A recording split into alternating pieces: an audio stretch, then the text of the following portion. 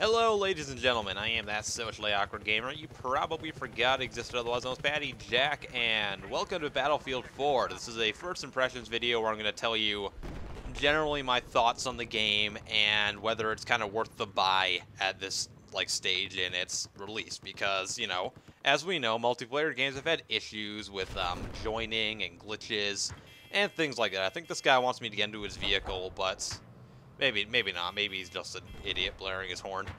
Whatever. Anyway, so I'm going to give you my thoughts on the game because, I don't know, maybe you want to hear it. So, first of all, we're going to do the whole stealing of Total Biscuits ideas and go look at the options menu because, you know, to some PC gamers this matters a lot. So, we'll head over.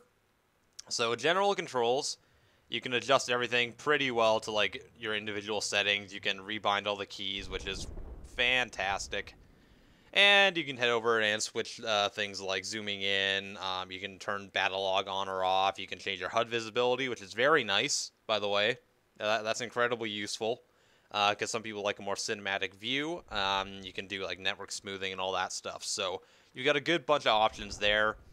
Your audio settings, you only have a master audio, from what I can tell, and a VoIP volume, which isn't the best thing in the world. I would have possibly like to be able to like turn off music or something. I mean, I guess in the multiplayer setting it might not be as big a deal because you don't have like music and like single player voices. So I guess it doesn't really matter as much as it would in a game like Skyrim where you have to like manage your music, your action volume, and maybe like people's voices. So that's not so bad. And you can adjust voice and VoIP, which is nice. I have mine off right now because I don't want people annoying me while I'm trying to record. Okay, so video options, you get a decent amount of stuff. You can pretty much customize it to what you want. The game's running pretty well for me on ultra and high settings. I went and optimized it with GeForce Experience, and it set everything to like ultra, but I don't know. I like getting rid of that slight smoothing that you get when you generally have a game like this on ultra, because you do kind of just get this little bit of input lag that is kind of almost unavoidable in most cases. So the game on mostly high and ultra settings looks fantastic. These maps are amazing. And that helicopter just dropped. As you can see, all the effects of explosions and everything look so much better in this game. Like, they really do look fantastic. These maps are more colorful. They don't have that really, really irritating like lighting that they filter that they put on in Battlefield 3 initially with that giant blue screen that was in front of you for everything that mitigated every color and made everything gray. So all of the maps look really good. I think my favorite so far, based on looks alone, has to be Rogue Transmission, or possibly Paracel Storm, or oh man, they all look so good. Galmud Railway looks fantastic as well. So I don't know, there's lots of variation, and it's like the maps just look phenomenal. The game itself looks great. It runs pretty smoothly too. I'm getting between 40 to 70 or 80 frames. It depends what map you're on currently and whether you're in like a giant explosion-y area, so, you know, it does depend, but generally I'm not seeing too much of a slowdown, which is a big feat considering the scope of the game itself, so that's great. Alright, so gonna give my first impressions when I tried to play it last night, and talk about glitches a little bit, because I ran into a few, and I was kind of extremely annoyed. We're just gonna take a little drive while we do this. So, when I got the game last night, I launched it like right at 9 o'clock, right? Trying to get into the game, and it kept crashing on me. So I had to spend about 45 minutes trying to figure out how to launch the game and actually play it. Which is, like, it shouldn't happen. I got a little bit of lag there. Hopefully this doesn't persist. That would be bad. It's kind of that's a tank. Drive. We're just gonna run away from here. Okay. So while I was trying to deal with trying to get the game to work, this lag could be very detrimental if it keeps going here. Hopefully it settles down a bit. Yeah, so I tried to get it to work, and eventually I figured out that it was actually my recording software that was making it crash. So I was using Playclaw at the time because that's generally what I prefer to use because of its features and whatnot. But every time I tried to launch it, it would crash. So notice to anyone that's using Playclaw currently to record footage, you will most likely receive just crashes upon trying to enter a game. I can confirm that it's not just me. Ravi, or that one funny guy, my good buddy, he tried using it as well, and it's crashing, so that's not a good thing. So apparently Fraps works, but you know, Fraps is pretty bad for dropping frames. Right now I'm using NVIDIA Shadowplay, so Shadowplay is with the GeForce Experience. You need an NVIDIA card, and basically it's just a record. It's a new beta recording. I have to record my voice in Audacity, so I'm gonna have to sync this up afterwards, which is kind of a pain. So hopefully they can get that fixed so I can actually use Playclaw, because it's definitely what I prefer to use. So, I don't know if that's a Battlefield issue. It could be Playclaw itself, so I don't really know. So once I kind of figured that out and got into the game and started recording with Shadowplay, everything worked pretty well. Hi, buddy. How's it going? Okay. I remember when I joined my first Obliteration game last night, they had a pretty major glitch. So I joined in Obliteration on, I think, not Siege of Shanghai, but it's that other urban map that kind of looks like Asian Las Vegas. The name is completely slipping my mind. But when I joined that one, I was playing Obliteration, obviously, and unfortunately, the bomb sites never spawned in the map. I don't know if DICE just forgot them, you know, But we didn't have bomb sites. We had a bomb, but no bomb sites, which inherently meant that the game would never end. Ever. Because there was no way to plant the bomb, and there's no time limit. So, to the best of my knowledge, unless they've shut the server down, the game is still going. Which means I won't get the XP I earned on that map, because, you know, the game can't end. Because you don't get your XP if you exit until the game ends. Which is annoying. I don't know why I just did that. That sounds like a horrible idea to do to an APC. That'll just annoy it. Alright. Yeah, I'm getting a bit of lag. I don't know why. It was running perfectly fine last night, so I'm guessing it might just be the map. I haven't really played this one very extensively, so... yeah, so basically I was in a never-ending game that I don't know if it even ended last night. And other than that, glitches... There's a lot of map glitches, and I don't mean just little visual things, even though there are some, but that's not really what I'm worried about. I'm more worried about lag like this and rubber banding in some of the maps, because I know that I don't know, is it Hainan Resort? I can't really, I completely forget, but that one has some rubber banding, and so does Lankang Dam. I've noticed that in certain servers, certain matches, I'm getting a lot of rubber banding with when I'm trying to play the game. And it seems to be widespread across the servers, and it's just those maps specifically, so I'm kind of trying to avoid them at the moment. So, yeah, I don't know. Things to watch out for if you're playing the game. That guy's on my team. Wonderful. Okay, where is this? Oh, Jesus. Alright.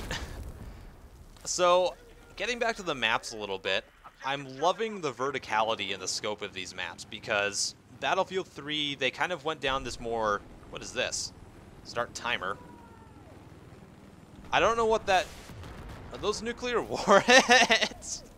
I think I might have just... I think I just set off a nuclear warhead. That's fantastic, alright? I'm just gonna say that right there. The fact that I can turn on a nuclear warhead just randomly is amazing. So, yeah, the verticality in these maps is amazing. Most of the maps have like different levels to the buildings. There's plenty of different sizes of buildings. There's like underground parts to them. There's tons of different things you can, like locations you can go to in the maps in general. So let's just blow this up here.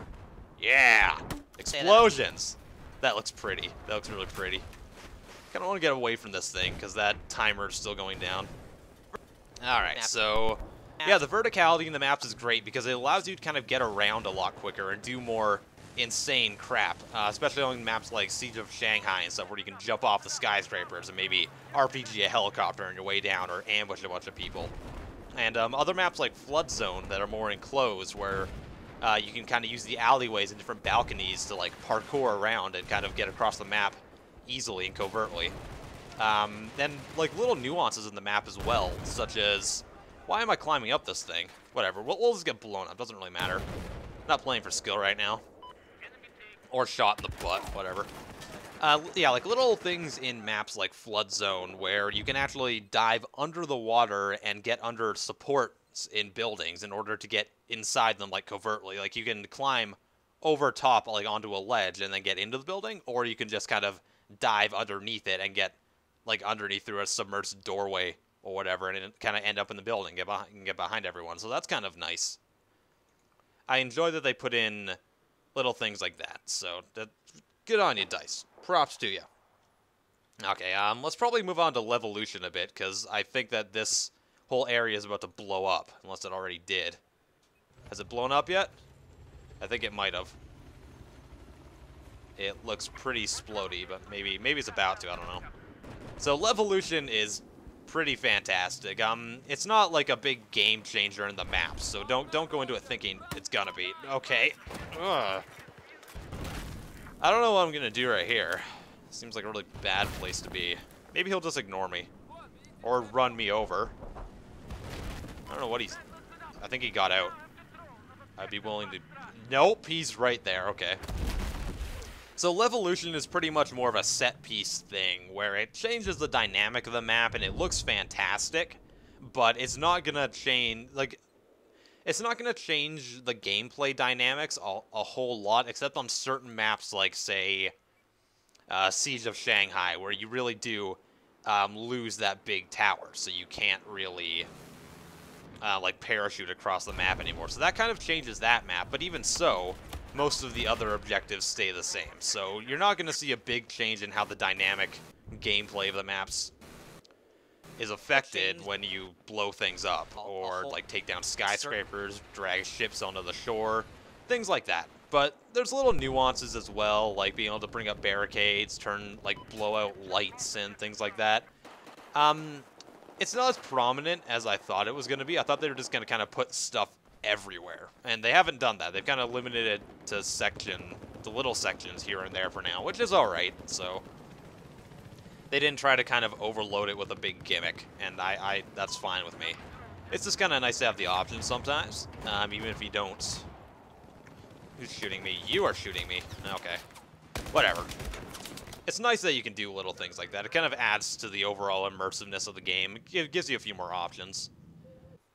Alright, so let's move on to the classes for a little while. So the Assault is your general all-around type infantry unit that most people are going to be playing still. Assault rifles seem to still be kind of the key weapon in the game when you really want to just be a team player and like rack up those kills. So obviously you can like equip them with different types of like subclasses like DMR, shotguns, and carbines and all that. I haven't unlocked any of them yet because it seems to take a long time to do so, which I don't know. That's fine. It means that you can get more playtime out of the game. But I would have preferred to have access to one of them from the get-go, because I think it kind of limits your classes. Although, to be fair, they could have also done that on purpose so that you kind of learn how every class works, or you're forced to do so. So that's fine. Obviously, the Assault can have like your defibrillators. Oh my goodness, that was bad. Anyways, yeah, you can have defibrillators. You can put in like health packs. You have your grenade launchers and everything, so that's fine. And then let's go recon. Let's just go recon for a little bit here. Spawn in the middle of all the nonsense. I like the recon class a lot more in this game now because they gave us back C4, which is great because we can actually be useful for the team. We also have access to things like lock-on binocular thingies. I forget what they're called. I don't know what they're called, but they're like heat-sensing lock-on binoculars. They're great for spotting units or locking onto vehicles and just kind of being like reconnaissance, you know, reconnaissance. It makes sense, right? Let's see if we can C4 whatever's down there. Maybe not. Oh, I should have just waited like one more second. I would have got that guy. Maybe we can knife him. Let's get him. No! Damn you, tank! Oh, it was a infantry, whatever. Yeah, then they also gave us back motion balls, which is fantastic because you can actually use those really well in like rush mode, where you can actually throw one at your MCOM, and you can see when that attacker is just kind of like sneaking up to it. and stop them from getting there. So that's very useful. I enjoy that the recon class has a bit more of a team-oriented mindset in this game. And then obviously you don't have to have a sniper rifle on it, so you can give them a shotgun or a carbine or a semi-auto. And that's great. It's going to make the recon class a lot more just useful in general. It's not going to be as much of a campy class, I don't think, so that's fine. Hi, buddy. Oh, shit, there's two of you. I don't know how I'm going to get past this. Did my game crash? No, it didn't. It just lagged out. I don't know what that was. That was weird.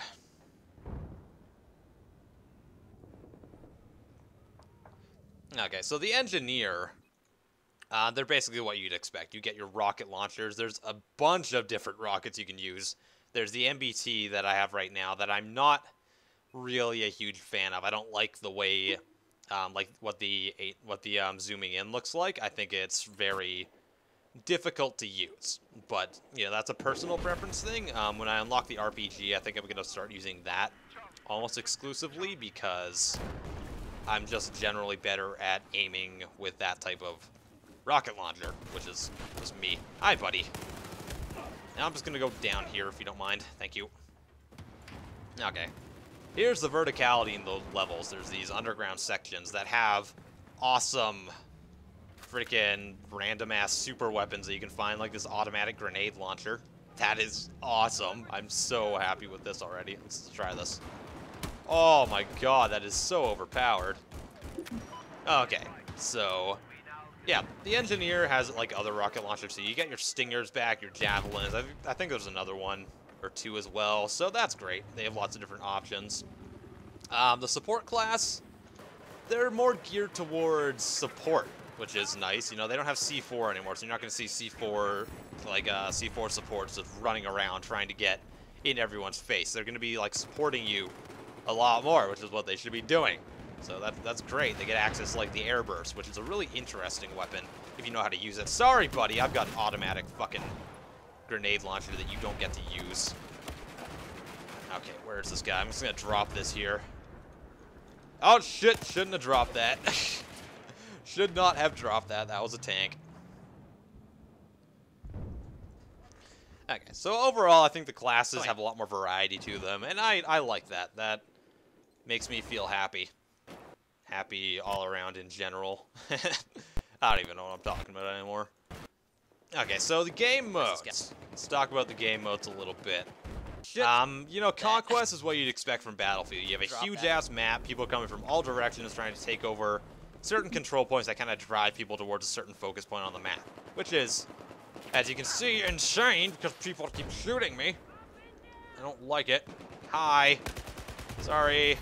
I can see my map too, you know. I know you're there, but whatever. Alright. So yeah, Conquest is pretty standard. It's hectic, it's fun, and it's pretty much what most people are going to be playing. They've got things like, that's a tank.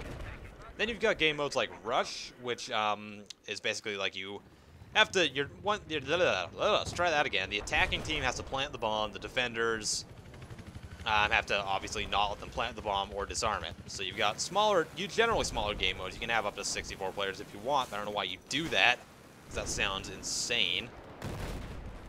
So when you're doing that, it's more of like a linear style level. They kind of guide you through the level, and I've only done a couple Rush matches on this game so far. I played Galmud Railway, which was fantastic. Oh man, like that may be my favorite Rush map of all time, of all the Battlefield games I've played. Just because of it really felt like you were a team assaulting an area and kind of moving up through it. It felt very organic, and it was just very, very, very fun to play, at least when you were attacking. I did not so well when I was defending. I think that the map could use possibly, I got a battle pack, wonderful. I think that the map could use a tank for the defenders because that would be useful. Here's some Levolution for you. I can open a door. Dude, that's Levolution right there. Opening doors. Whoa. Yeah.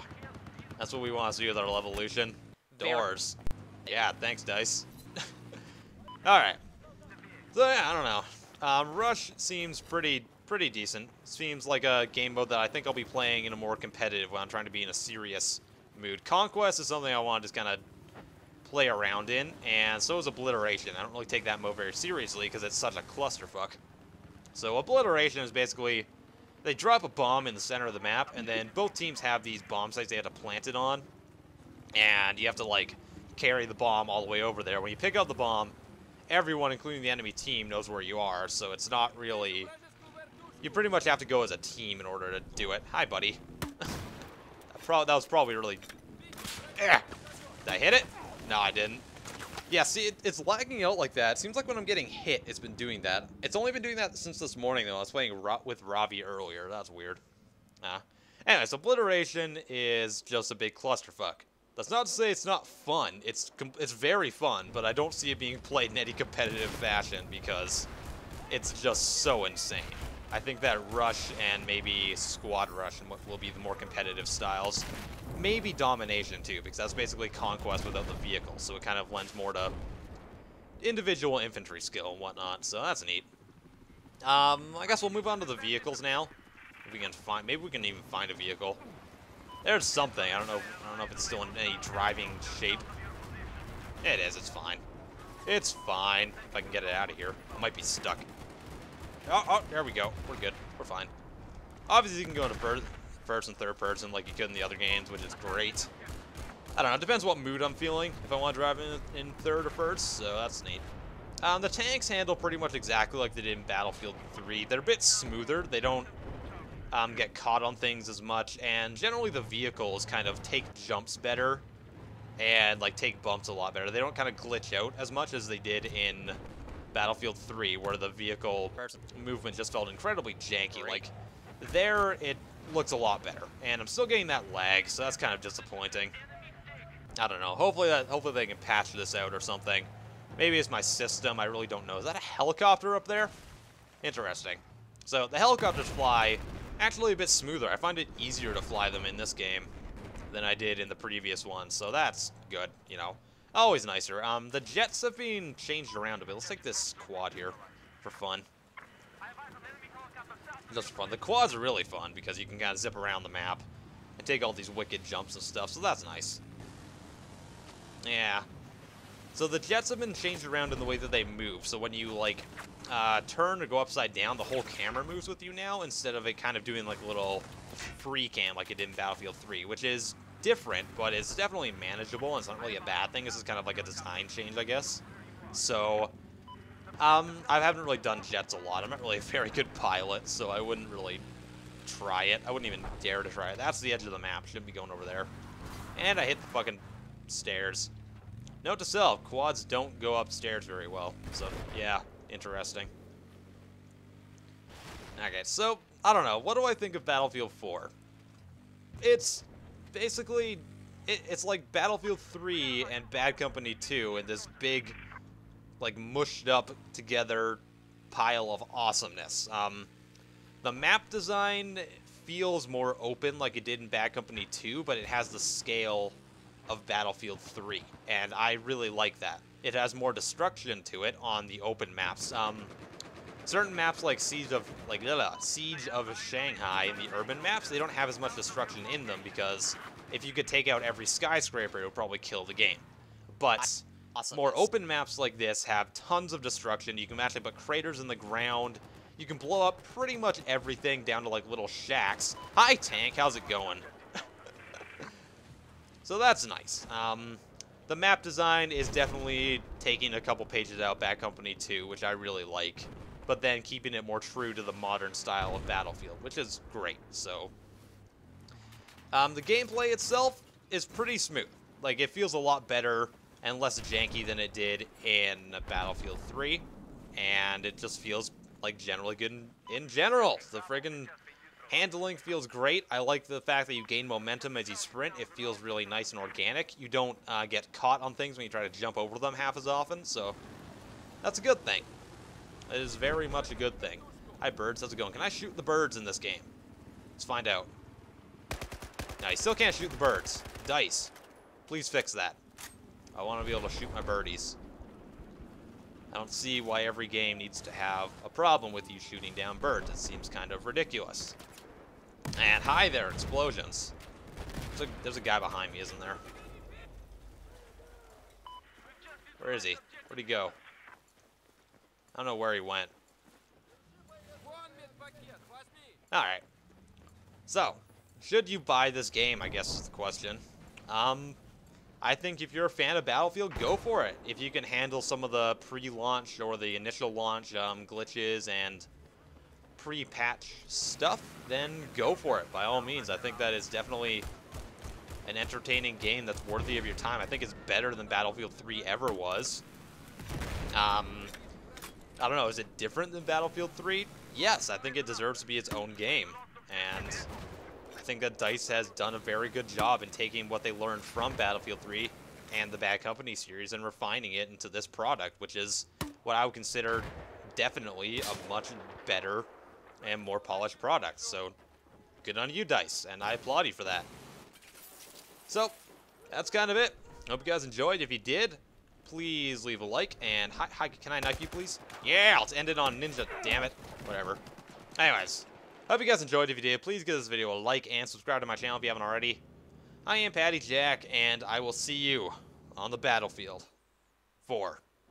Aha, wordplay.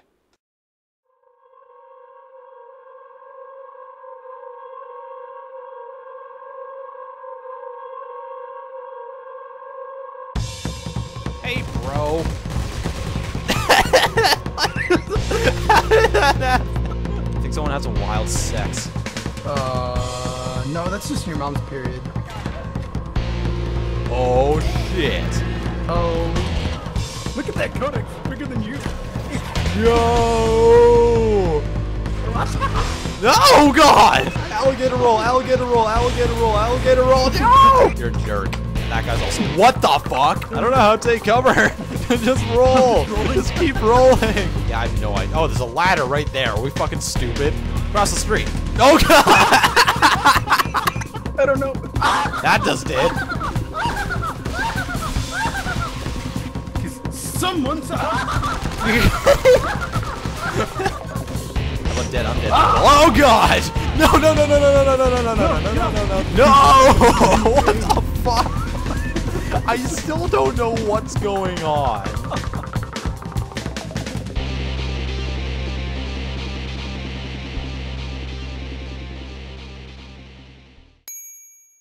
This video is brought to you by BF4 Games. Head over to our YouTube channel for exclusive content and our website, BF4games.com, for the latest news and reviews in gaming.